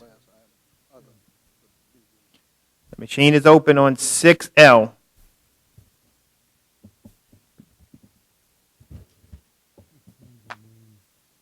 And the resolution is granted 9-0. We'll move to item 7. We don't have A, we don't have, can you read 7B, Ms. Barber? Update and presentation by District 7, Councilmember Trufant Salvant. Ms. Salvant? I'm going to defer, okay, thank you. 7C, Discussion of drainage, Councilmember Roussel. Mr. Russo? Yes, Mr. Wallace. As we've had this discussion over the last couple of months, we had a meeting in the conference room with the military, and they came in and explained exactly how to gain access to the base. Now, I don't know if you need any additional information, but if you want phone numbers for the security office, I happened to bring them today. If you'd like them today, or you already moved in that, I would appreciate a report. Yeah, I think I'm one day ahead of you. Rapid Pass that we applied for has been accepted. We're sending people up there to get the, I don't know, drug test or whatever they got to get to meet up there. I would imagine you'd have that answer back in a couple of days, who passed and who didn't pass. I send. That's all I can tell you. I hope they all pass to start with. But I'm glad we are getting this moved, and I'm pleased to be able to participate in helping you gain access to the military base. Thank you, sir. You're quite welcome. Thank you. Ms. Barber, 7D, Update and presentation on borrow pit monitoring and sales tax collection. Mr. Russo?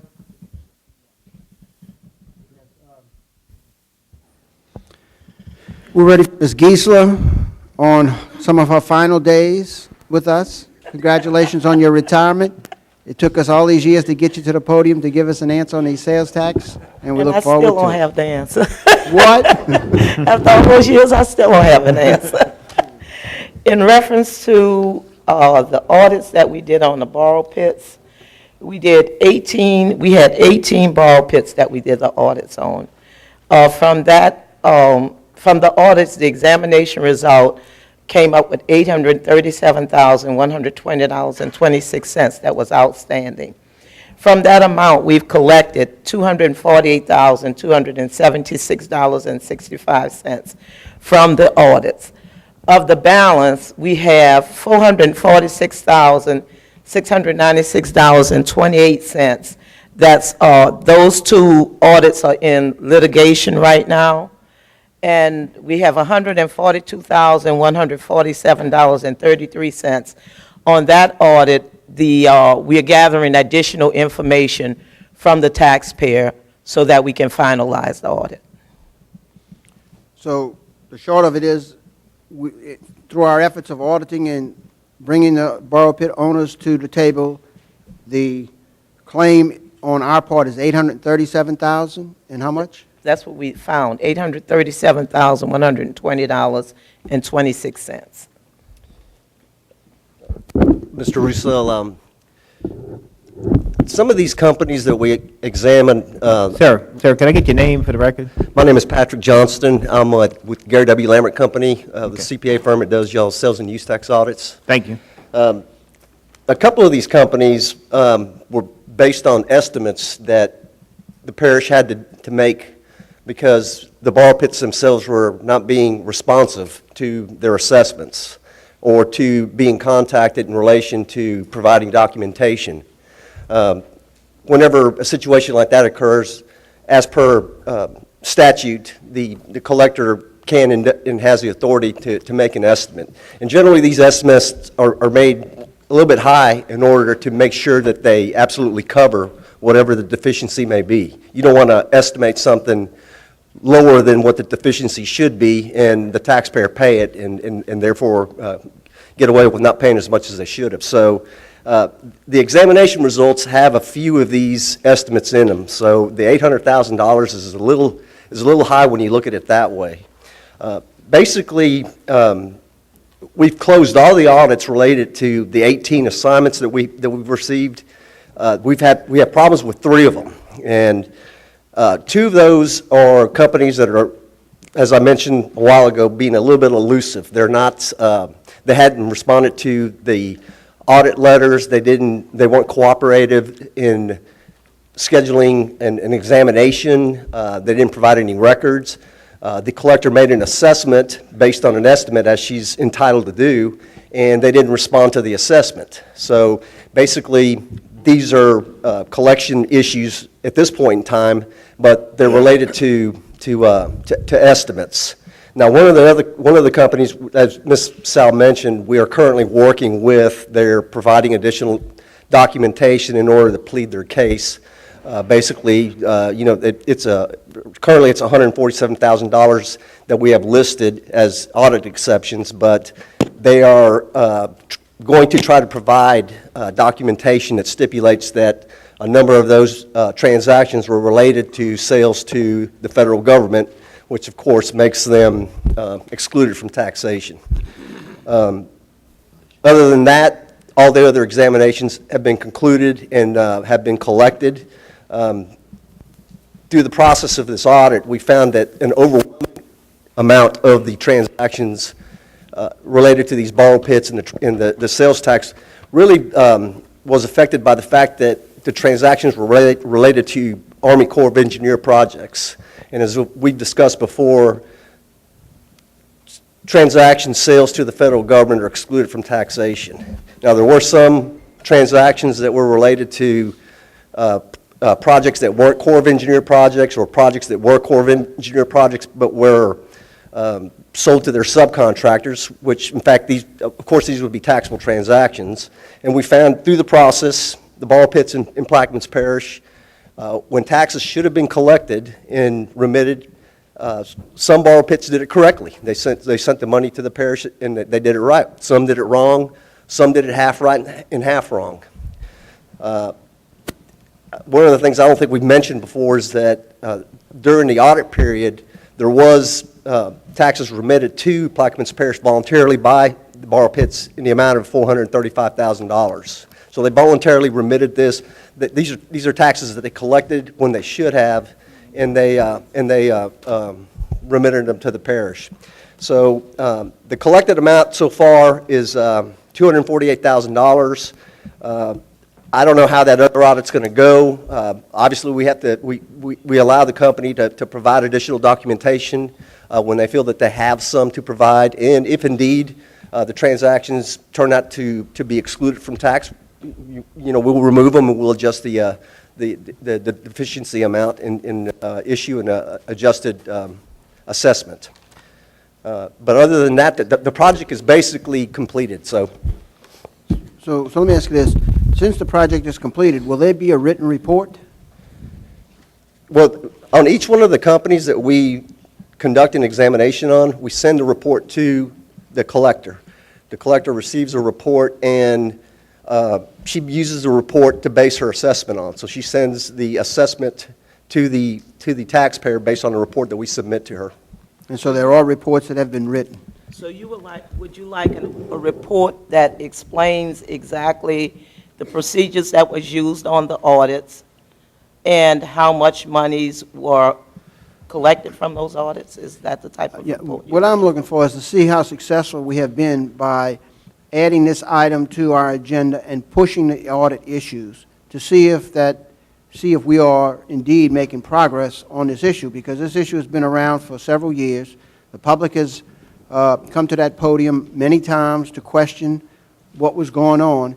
And so if we could have a result of the 18 audits in a written format, then we would be able to provide that as this is the result of all of the efforts that have been made to date to collect the sales tax that we believe have been owed to the parish government. Right, that shouldn't be a problem, Mr. Roussel. We could obviously prepare a redacted report identifying to you all the processes that were utilized throughout the project that we did for the borrow pits.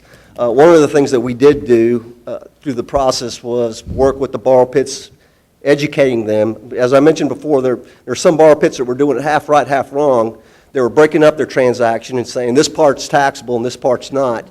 And so we feel that we were successful in educating them to the process that the total proceeds from the sale are part of the sale, and so it's all taxable. So I think what you'll see, one of the benefits is that you'll see additional voluntary compliance from these borrow pit companies. And as I mentioned, compliance wasn't zero. You had a lot of taxpayers, a lot of borrow pit owners who actually did collect the tax and remit them properly. So as an end result of this, you expect that the borrow pits in operation now will comply with the ordinance? Well, I believe so, unless they choose to ignore our advice. You know, obviously that's their call. But you know, borrow pit projects, they're cyclical in nature. When you have a situation where levees need to be built, that's when the borrow pit activity is going to really spike. And as I was mentioning before, there's a couple of companies that are being a little bit elusive. These are actually out-of-state companies that came into the parish when they saw an opportunity, when all the levee activity was going on, and they excavated some clay, some sand, they sold it, and they closed their operations here, and they're gone. So, you know, one guy's in California, one guy's in Mississippi, our lawyer's trying to run them down. You know, you're always going to have companies that do that. I mean, it's the same in any industry. I guess when a hurricane hits, you have contractors that come in, they do a bunch of work, and if you don't get to them quickly, they're going to be gone. So I think the borrow pits that are really an institution in the parish that are going to be here, and they're here for the long run, I think that they will do it correctly.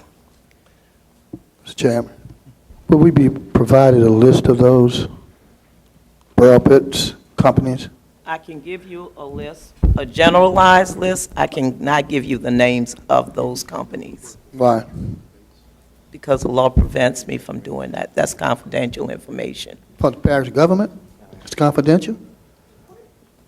Well, look, we've had this debate for many years. Yes. We want you to put as much as you can comfortably put on a piece of paper to explain to us what went on and what is going on. And once you put that on paper, then we'll argue about the rest. Okay. Because I do know that when it comes down to litigation, we're going to have to sue these people for not paying, who need to be paid, who need to pay. And then that becomes a point of information for us of who they are. So it's not secret to that extent. Yeah, once it becomes public information, it's not a secret. And it can be discussed openly. Permits are not to be considered public, it's just public information. Out of the list of 18 companies that we did identify to audits, there's a potential of 2 there, because I think that we might have to go to court with 2 of them possibly. But I understand that they have to apply to a permit with the permit department. Well, you can get the information from the permits as far as permits. Yeah, but when it comes down to sales tax, I cannot give you specific names. I can give you amounts, but I can't give you specific names. Okay. Are we good? So we can expect a report giving us as much public information as you feel comfortable. And what day do you leave, Gisela? Before the next council meeting. June 30th. You want to delay her retirement? So once you leave, do you feel comfortable giving us that information? Of course, I would do that for you, Mr. Russell. Thank you. Then you're going to have to get the tax. Anyone else from the table? Guess which number goes to whom. Thank you, Ms. Geisler, for your service. You're welcome. Mr. Lawrence? Yeah, Warren Lawrence, 120 Timber Canal Lane, Myrtle Grove. It's 5 years now we started this discussion, and at least we got something on the sales tax moving. Whether it's right, wrong, or indifferent, I mean, it's heart-rendering to believe that we don't know who they are, and it's not public record. That'll be another fight at another day. Part of that whole discussion was brought up was not only on the sales tax, but again, on the fees. I know this company and this audit had nothing to do with that. That is still in progress. That's still part of a 5-year stand. And my only question, I'm up here for today, is I hear that there's a meeting on June the 27th on the borrow pits. 28. No, the 28th is supposed to be the other one, huh? Borrow pit? They said June 27th. And I want to know if this is a public meeting. And if it is, where's it going to be and what time? I don't have the answer because I haven't seen the notice of the meeting or been invited yet. Somebody said earlier in the meeting there was going to be a borrow pit meeting of the committee. I don't know who the committee is, but there's a borrow pit committee looking into this. And I don't know who the borrow pit committee is, but if they meet, is it a public meeting? And where and when do they meet? June 28th. And who's on the committee? That's a good question, Mr. Lawrence. I'd like to find out also. Mr. President? Yes, on that committee now, we have Ms. Elizabeth Welch, who's the attorney assigned to the committee. Betty We have the Welch. audit committee, we have the permit department, we have the engineering department, we have Mars Engineers. They all on that borrow pit committee. Now, as far as this is a public meeting, Mr. Warren, I'll have to find out and let you know. Okay. But it will be at the Popus Building on the second floor, but I'll let you know if it's public or private. Yeah. Okay. Because I just wanted to be known, Mr. Cormier asked me to cooperate with them and give them a lot of information. Okay. I met with Ms. Welch. And if We it's not, should- if it's not a public meeting, I'm sure that any information gathered from this, we could make it public to the council and to the public. Okay. But I'll let you know if it's public. Okay, thank you. Thank you. All right, we'll close it out. We'll move to item 7E. Excuse me. Oh, I'm sorry. Barry What? Barry Colligan, 31975 Highway 23, Buras. I'd like to know from Ms. Saul, over how many years does this audit encompass? Is it just 1 year that they're doing the audit on these borrow pits? Is it 5 years? Well, yeah, on the sales tax or whatever they're, claiming to be looking at. Can we get an answer? Yes, sir. The audit period was January 1, 2012 through December of 2015. Some companies, the audit period was shorter based on the fact that they didn't have any activity. They might have closed business during that period, but in general, the scope that we utilized was January of 2012 to December of 2015. There's more than 18 borrow pits, though, aren't there? We identified, from the resources that we had, 18 separate potential borrow pits. In all actuality, not all 18 were viable entities to audit because sometimes there's a duplication between one name and the other because one borrow pit might have changed hands during the process of the audit. And there were some pits here in Plaquemines Parish that conducted no transactions whatsoever during that period. And this is only about state sales tax that's being collected? No, sir. This is Plaquemines Parish sales tax that's collected by the parish government. And it includes Plaquemines Parish tax as well as school board tax. This is an in-house audit and not a state audit? No, sir. The state's not involved in this particular audit. And to follow up on that, if this audit period covered January 1st, 2012, then all of the sales prior to that were not included in this audit? No, sir. No. And does that mean that they're excluded from potential tax liability? Well, there's a statute of limitations in Louisiana related to sales taxes. So prior to 2012, they basically got a pass.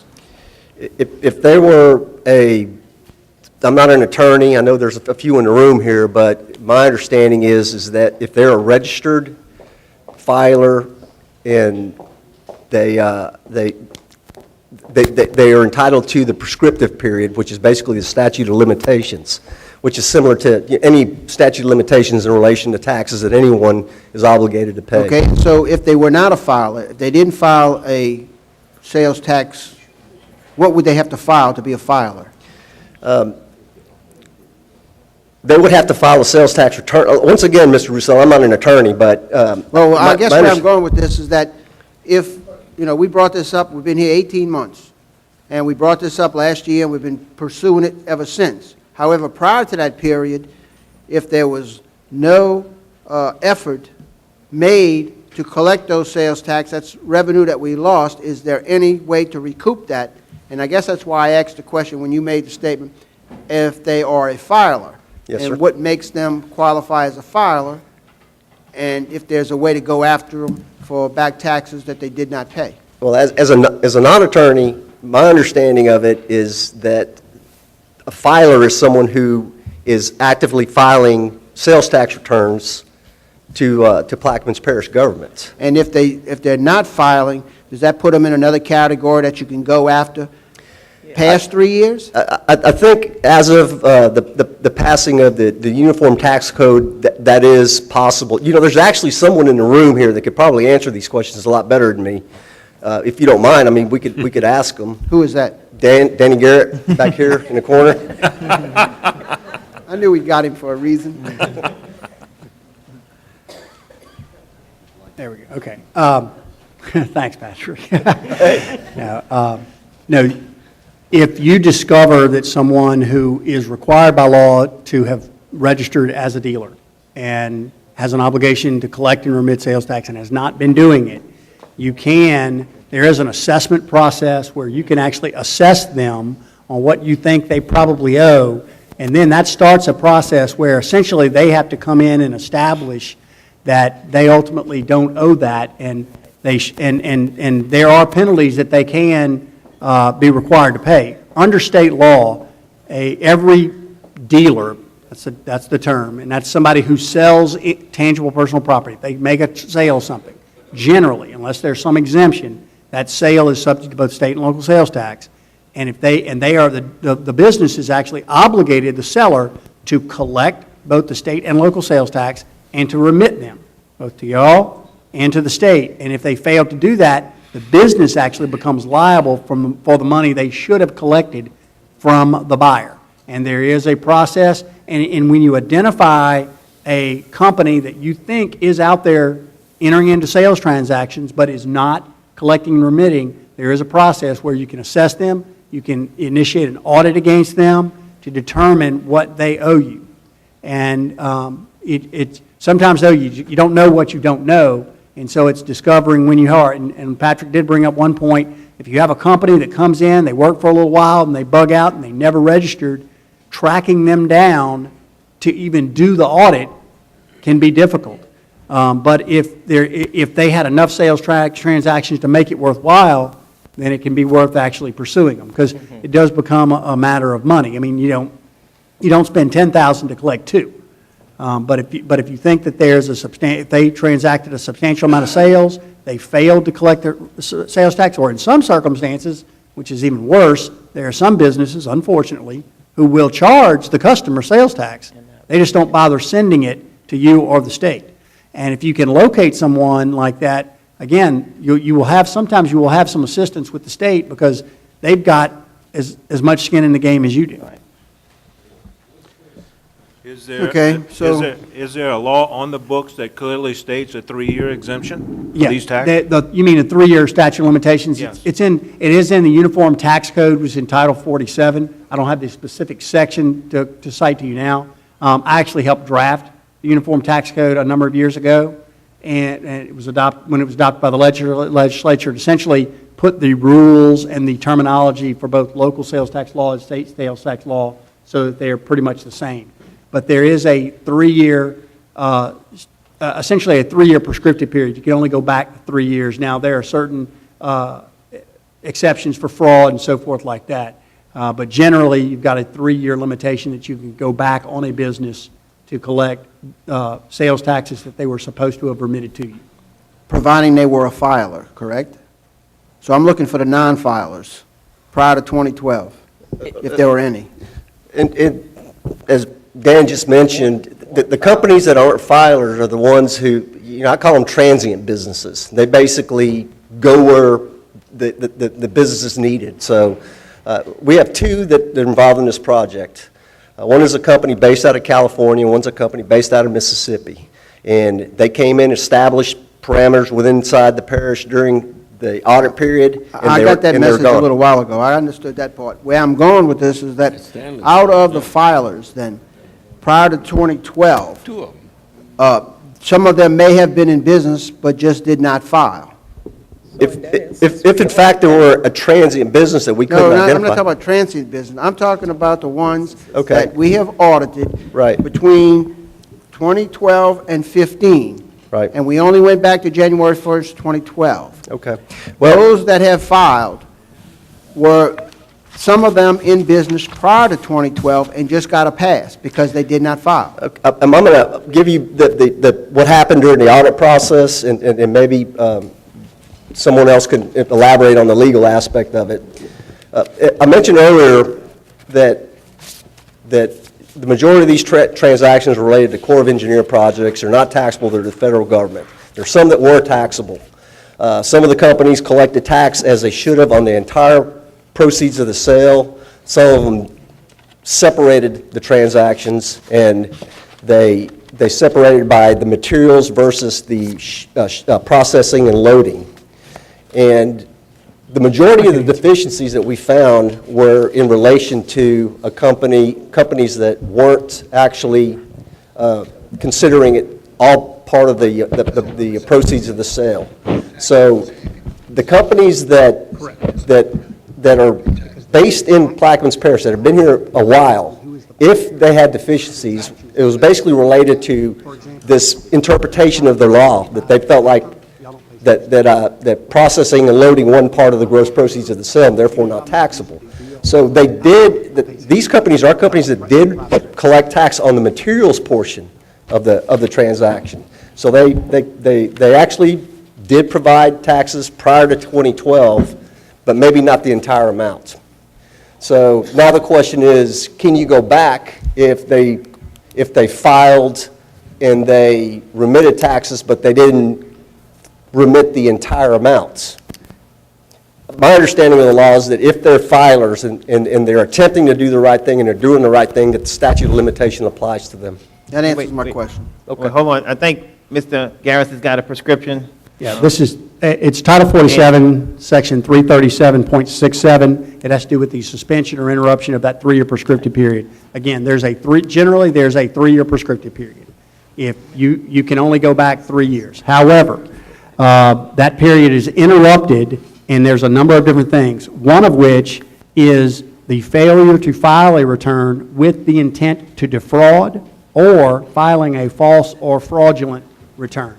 Now, those have generally been considered to be specific intent. In other words, the company has to do it on purpose. So, for example, if a company, they've been filing their returns, they just misunderstand the law and they left a portion of their sales off, or they miscite, they're going to get the benefit of that 3-year prescription. But if the company is a filer, but they're like, hey, look, Bob, just take how much we sold, knock 10% off, because we're going to keep that. If they did it with the intent to defraud, then that 3-year, they don't get the benefit of that 3-year prescription. And what Patrick's saying is, if you have clearly if a company comes in, does business, and doesn't even register with you and they're doing transactions, then that's going to probably be fraud. You're going to be able to go after them. Now, if you have a situation where a company is selling, they have two different kinds of customers. One customer is a governmental customer, one customer is a private customer.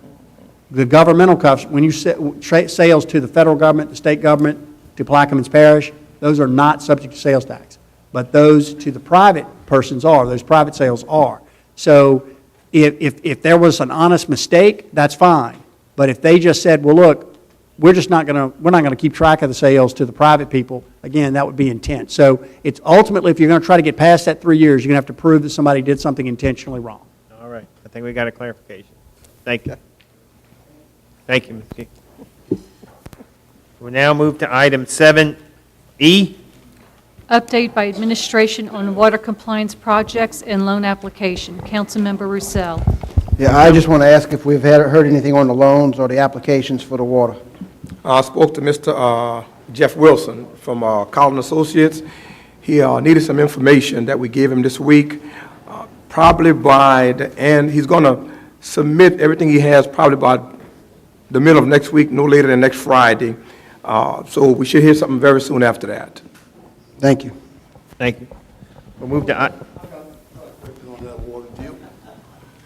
Hey, I know most people may not like this, but a lot of people in Belgique, they don't want Jefferson Parish water in Belgique. I want to tell you what they're telling me. You know, the water in Belgique is clear. Jefferson Parish water is white looking. They prefer to have Belgique water. No disrespect to you, Mr. Williams down there, but we want our Belgique water. You know what I'm saying? I'm just letting the people know that. You know? Mr. Henry, I've sat up here 6 years. I don't know how to answer that one. Thank you. Thank you. We'll move to item 8. Approval of, I'm sorry. Go ahead, Ms. Barber. I'll steal your thunder. Approval of minutes from the June 9, 2016 council meeting and the June 21, 2016 special council meeting. I'll offer. Second. Second by Mr. Bartholomew. The machine's open on the minutes.